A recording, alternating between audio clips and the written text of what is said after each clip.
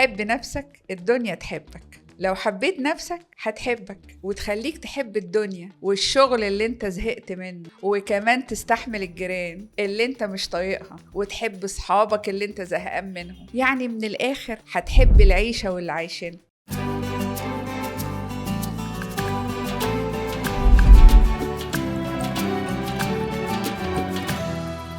تعالى بقى ندي لنفسنا شوية وقت حلو، وخد لك كوباية شاي سخنة مع حتة كيكة واسمعني للآخر. لو نفسك قالت لك عايزة تنام، ما تعافرش معاها، نام. امشي في الشارع، شم الهوا. المشي رياضة وبيجيب طاقة إيجابية. افتكر موقف لطيف يخليك تبتسم لنفسك، تخلي قلبك مبسوط. في علم الطاقة ممكن نقف قدام المراية ونتكلم مع نفسنا ونقول أنا بثق في نفسي واحترمها، وأتمنى أن نفسي تقبل وتحترمني وتثق فيا. صدقوني أنا بتكلم بجد، مش بضحك عليكم. تعالوا نجرب تمرين بسيط.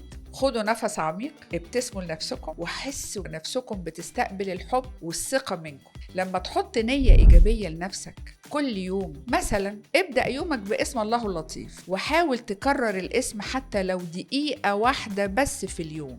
انت هتتفاجئ، هتلاقي الطاقة بتتضاعف، وبتحسوا بان اي حاجة حواليك بتبقى ألطف وأسهل. فكروا فيها كده، كأنكم شحنتم نفسكم بالكهرباء على فولت 220، وهتلاقوا نفسكم مستعدين تحبوا الدنيا وتحبوا الناس وكمان الحياة بكل تفاصيلها. لما تحب نفسك الطاقة الإيجابية هتتضاعف، هتحس إنك قادر تواجه أي يوم صعب حتى لو الميكروباص مرضاش يركبه، وهتضحك على المواقف اللي كانت بتزعلك.